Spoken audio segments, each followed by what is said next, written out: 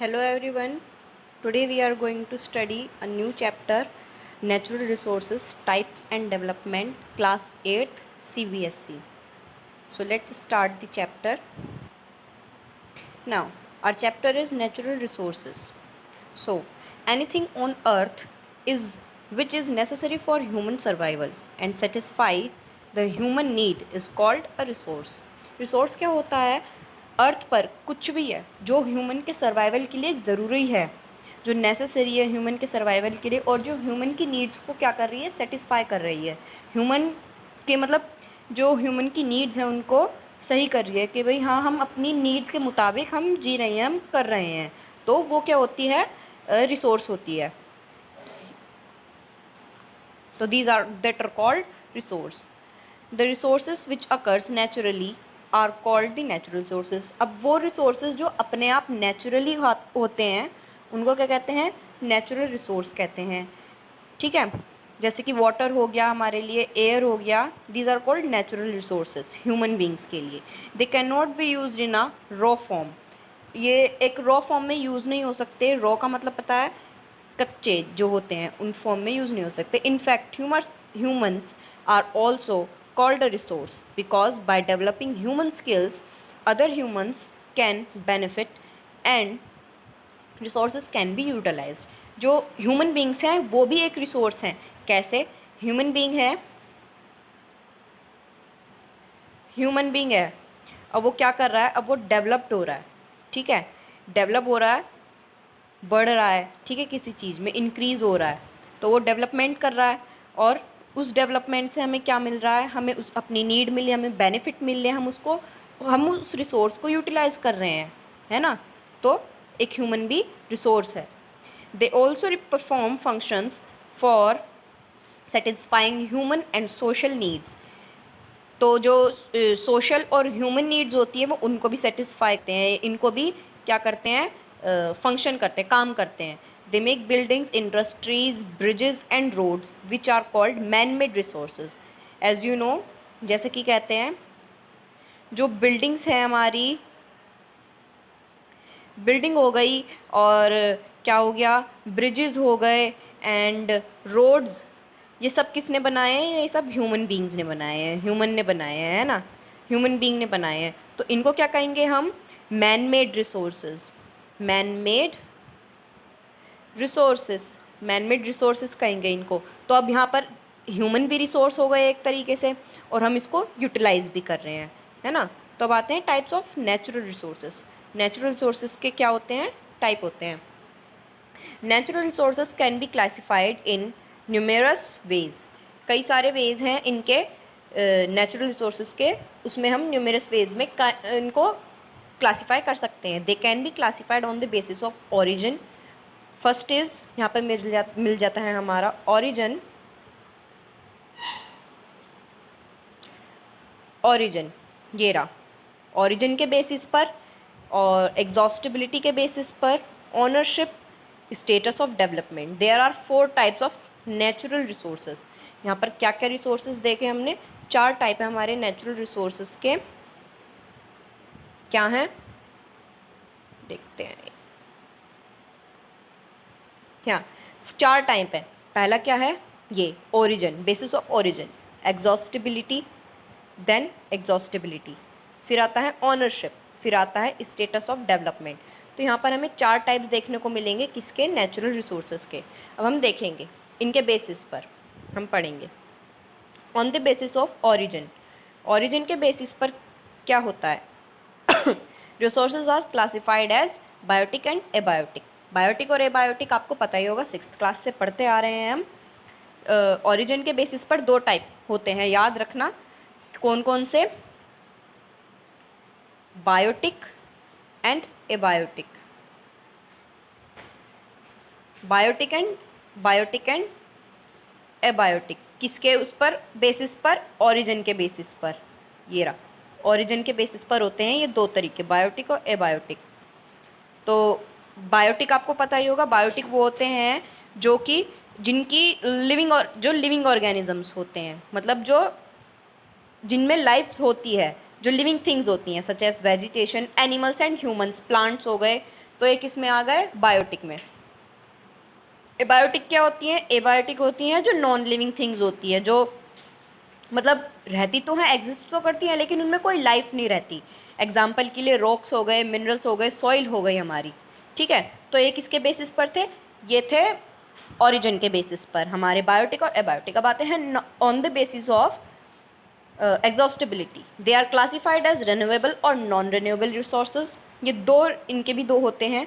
Exhaustibility के basis पर देखें, एग्जॉस्टिबिलिटी का मतलब है कि वो कितना जी सकती है, कितना काम कर सकती है, कितना जी सकती है, उसकी कभी कितनी क्षमता है जीने की, या वो कितना जी, एग्जॉस्टिबिलिटी। तो वो हो जाते हैं दो, रिन्यूएबल एंड नॉन रिन्यूएबल। नाम से ही पता चल रहा है हमें, renewable and non renewable. Renewable मतलब जो दोबारा रिन्यू हो जाते हैं, रिन्यू बन जाते हैं, दोबारा बन जाते हैं।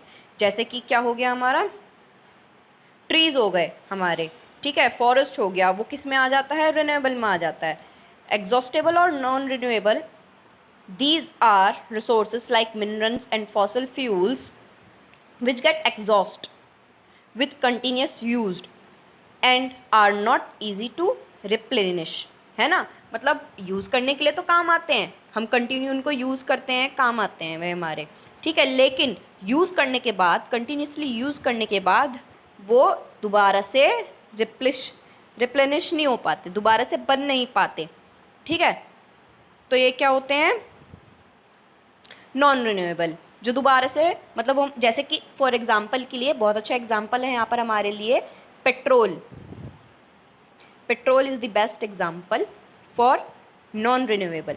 फॉर कैसे है पेट्रोल, मतलब हम, अब हमारे पास एक कार है, उसमें हमें पेट्रोल की नीड है, पेट्रोल की ज़रूरत है, वो हमारे यूज़ तो आ रहा है, हम उसको कंटिन्यूसली यूज़ कर रहे हैं, ठीक है, हम उसको कंटिन्यूसली क्या कर रहे हैं, यूज़ कर रहे हैं, ठीक है। अब वो क्या बन गया, अब वो क्या बन जाता है, धुआं बन जाता है, भाप बन के वो उड़ जाता है, ठीक है। अब ऐसा तो नहीं है कि धुआं जो है, ये धुआं दोबारा से पेट्रोल बन जाए, नहीं बन रहा ना।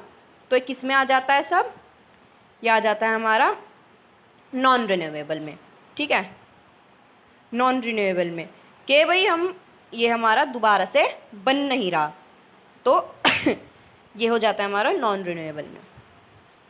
नेक्स्ट आते हैं, नेक्स्ट है हमारा इनएग्जॉस्टेबल और रिन्यूएबल, वो रिसोर्सेज जो रिप्रोड्यूस होते हैं, रीजनरेट होते हैं और रिन्यूड होते हैं with in a period of time by physical, mechanical और केमिकल प्रोसेस। वो टाइम के बेसिस पर, पीरियड ऑफ टाइम के बेसिस पर, बाय, अब वो फिजिकली हो रहे हो या मैकेनिकली हो रहे हो या केमिकल प्रोसेस से उनको रिन्यू करा जा रहा हो, वो होते हैं रिन्यूएबल रिसोर्सेस, जैसे कि सोलर एंड विंड एनर्जी, ठीक है, ये हमारी दोबारा से हो जाती है। एंड वाटर हो गया, प्लांट हो गए हमारे, ठीक है, और wild life and human fall in the categories, ये सही कई सारे एग्जांपल्स हैं हमारे लिए रिन्यूएबल के लिए। However in some circumstances even water is not renewed easily, कुछ उनमें क्या होता है कि जो वाटर है वो दोबारा रिन्यूड नहीं हो पाता, कुछ सर्कमटेंसेस में दोबारा ईजिली रिन्यूड नहीं हो पाता। Soil if it not boil blow away is not easy to renew, soil भी ऐसी है।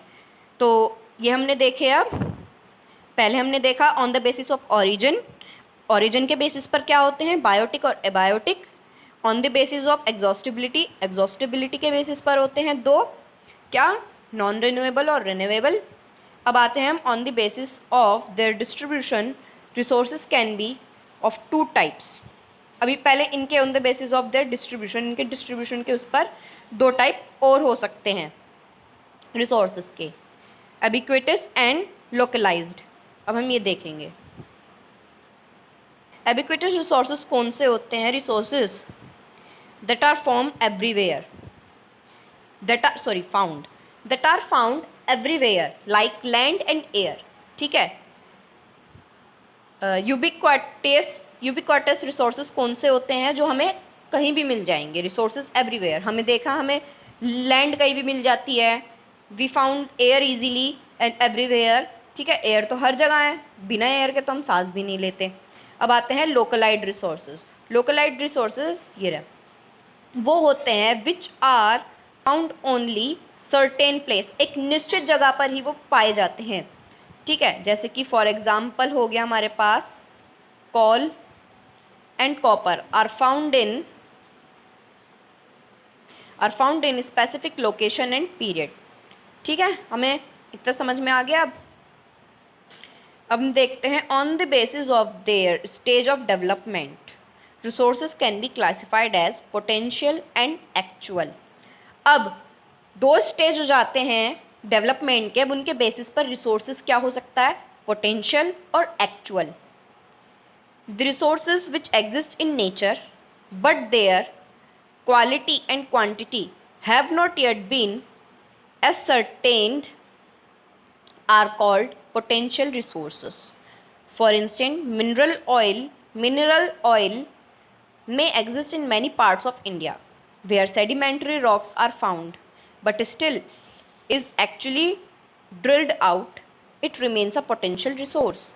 पोटेंशियल रिसोर्स क्या होता है, मतलब कि वो रिसोर्स जो हमें पाया तो जाता है, ठीक है, अब वो हमें नेचर में मिल जाएगा, एग्जिस्ट तो करता है वो नेचर में, सही से एग्जिस्ट करता है नेचर में, लेकिन हम उसका फुलफिल्ड जो है यूज़ नहीं कर पाते, वो थोड़ा एक्चुअली यूज़ नहीं कर पाते, हम जो रिमेन रह जाता है वो रिमेन रह जाता है, हम उसका एक्चुअल यूज़ नहीं कर पाते। Potential resources need to be surveyed in detail for estimating their quality and quantity. Resources which have been survived, जो resources survived कर जाते हैं with their quality and quantity ascertained and are in use, जो use में आ जाते हैं वो कौन से होते हैं, वो actual resource होते हैं, मतलब उनको हम fulfilled अच्छी तरीके से क्या कर रहे हैं, हम उनको यूज़ कर रहे हैं, क्या कर रहे हैं, हम इनको अच्छी तरीके से यूज़ कर रहे हैं, तो वो कौन से हो जाते हैं हमारे, वो हो जाता है हमारा एक्चुअल रिसोर्स। लेकिन अब यहाँ पर आ जाता है, अगर हमारे पास रिसोर्स तो है, ठीक है, रिसोर्स है हमारे पास, लेकिन अगर वो अब है, हमें उसको यूज़ करना है, लेकिन अगर हमने उसका पूरा यूज़ नहीं करा, थोड़ा बहुत रह जाता है, जैसे कि हम उसको पूरा यूज़ नहीं कर पाते, ठीक है, तो वो क्या हो जाएगा, पोटेंशियल रिसोर्स। उसकी क्वालिटी भी है, क्वांटिटी भी है, लेकिन हमने उसका पूरा यूज़ नहीं करा, तो वो क्या हो जाएगा, पोटेंशियल रिसोर्स। अब a part of an actual resource which can be developed profitably in the future is called a reserve. अब क्या होता है, अब जब हम एक्चुअल रिसोर्स को क्या करते हैं, part of an actual resource which can be developed profitably in future, ठीक है, मतलब कि हमने एक चीज़, जैसे कि हमारे पास क्या है, मान लो मेरे पास फॉर एग्जांपल के लिए गोल्ड है, क्या है, 1 second,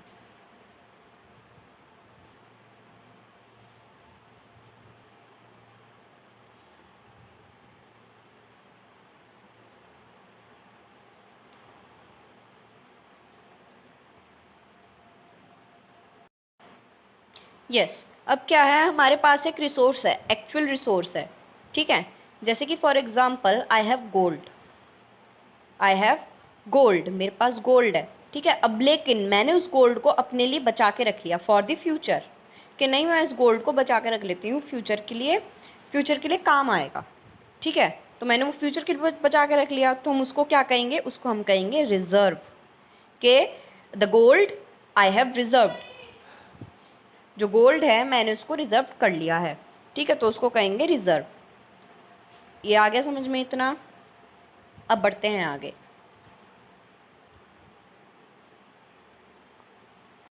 There are many minerals which are considered as stock resources as they still not used. यहाँ पर अब कई सारे मैनी मिनरल्स हैं जो कि अपने आप को क्या हो जाते हैं, कंसिडर्ड हो जाते हैं, स्टॉक रिसोर्सेज कहलाने लगते हैं, जो कि अभी तक यूज्ड नहीं करे गए हैं, तो these are called stock resources. Now next topic is our development of natural resources, this is the last topic. तो ऑल रिसोर्सेज वेदर नेचुरल और ह्यूमन, अब चाहे वो नेचुरल हो और या ह्यूमन हो, सारे resources are not evenly distributed on the earth.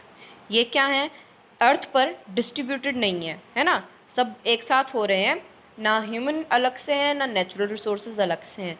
The development, availability and utilisation is closely related to, अब इनकी जो अवेबिलिटी है और यूटिलाइजेशन है वो किससे रिलेट करती है, अब वो देखते हैं। The level of technology, technological knowledge of the people of that region, the economic development of that region, the cost involved in exploiting and developing the resources। अब क्या है, अब जो जितनी भी जो टेक्नोलॉजी का वो है लेवल और जो नॉलेज है टेक्नोलॉजी की, वो पीपल के अंदर क्या है, वो कम है।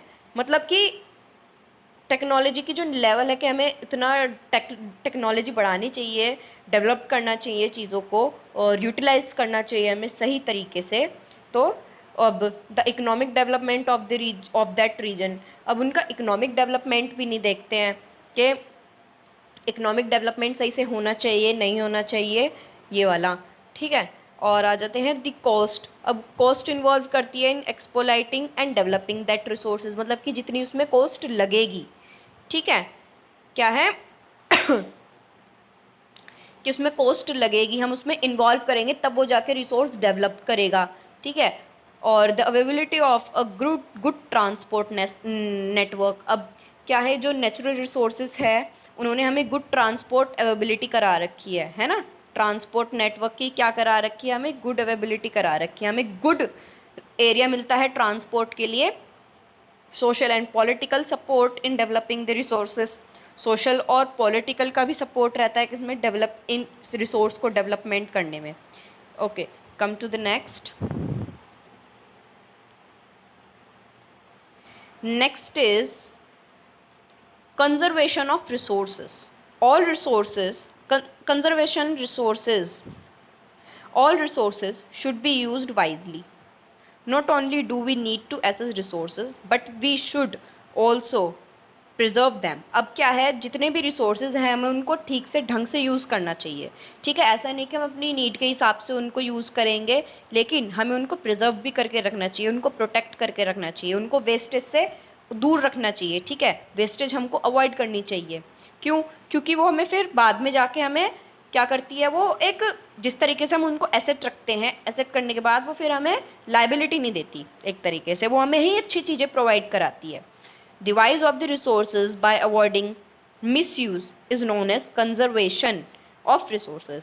अब जो रिसोर्सेज का जो मिसयूज़ है अवॉइड करते हैं हम, जैसे कि एक हमारे पास रिसोर्स है, अगर हम उसका मिसयूज़ करेंगे तो वो कंजर्वेशन ऑफ रिसोर्सेज में नहीं आएगा, लेकिन अगर हम उसको मिसयूज से क्या करेंगे, दूर रखेंगे।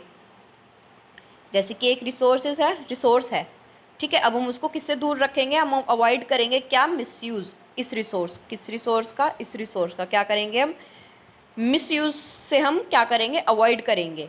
तो वो क्या कहलाएगा हमारा, कंजर्वेशन ऑफ रिसोर्स, ठीक है, कंजर्वेशन ऑफ रिसोर्सेज कहलाएगा।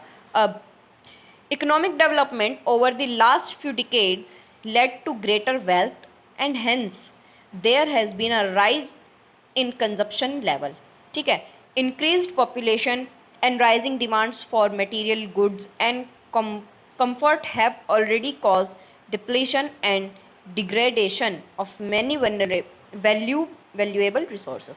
अब क्या है, पॉपुलेशन इंक्रीज़ हो रही है, उनकी डिमांड भी इंक्रीज़ हो रही है, मटेरियल जो उनको चाहिए होता है, सामान चाहिए होता है, उनको कंफर्ट चाहिए होता है इन चीज़ों में, तो वो सब इंक्रीज़ हो रही है ना। अब certain species of plant, bird, animal have become extinct, वो क्या होती जा रही, कम होती जा रही है ना, गुम होती जा रही हैं। प्लांट की, बर्ड की, एनिमल की स्पीसीज जो हैं। The quality of air, water, land have been affected badly.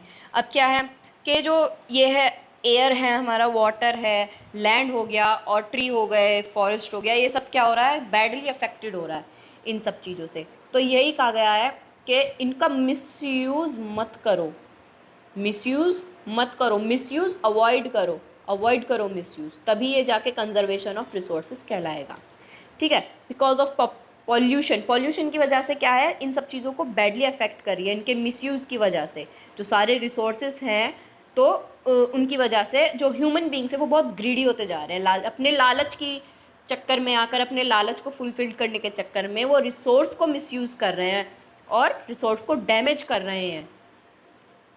In the name of development, people exploited the available resources thoughtlessly, and today mankind's very own existence is under threat.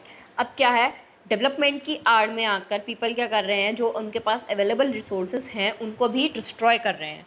आज के ज़माने में उनको भी destroy कर रहे हैं। तो और ये क्या है, ये बैडली इफेक्ट दे रहा है एक पूरी कंट्री पर, या पूरे जो जितने भी एग्जिस्ट करते हैं, जो जितने भी हमारे एग्जिस्टेंस हैं उन पर बैडली इफेक्ट कर रहा है। अब आते हैं हम sustainable development of resources. What is sustainable development? Sustainable, सबसे पहले तो development is the use of resources and available technology to bring about an increase in the living standard of a population. Sustainable development means progress without causing damage to the environment. Sustainable development होता है हम एक चीज़ को क्या कर रहे हैं, progress कर रहे हैं, उस चीज़ में प्रोग्रेस कर रहे हैं, उसको यूज़ कर रहे हैं विदाउट कॉजिंग डैमेज, उसको बिना डैमेज करे, किसको, एनवायरमेंट को। तो it is development that meets to needs of the present. अब क्या है, जो डेवलपमेंट है हमारा वो प्रेजेंट में क्या हो रहा है, यूज़ हो रहा है without compromising the ability of the future generation to meet their needs. जैसे सस्टेनेबल डेवलपमेंट, जैसे कि हम अब कोई चीज़ यूज़ कर रहे हैं तो उसको ऐसे हार्मफुल तरीके से यूज़ नहीं करेंगे ताकि वो आगे की जनरेशन के लिए काम आए। This is called sustainable development.